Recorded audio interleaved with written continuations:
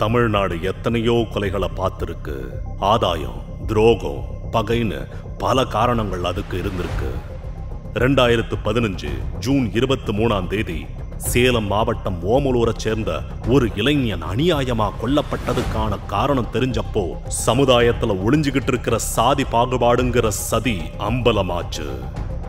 நண்பர்களா காதலர்களான்னு தெரியறதுக்கு முன்னாடியே பறிபோன ஒரு அப்பாவியோட உயிருக்கு நீதி கேட்டு போராடுனாங்க அவனோட அம்மா. தற்கொலைன்னு ஜோடிக்கப்பட்ட சம்பவம் எப்படி கொலைன்னு நிரூபிக்கப்பட்டுச்சு?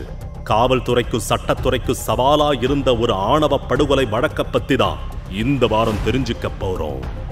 Section 302 A Tamil True Crime Podcast, case number 38, Omalur Gokulraj படுகொலை. ஒவ்வொரு வெள்ளிக்கிழமையும் ஒரு புது எபிசோட்.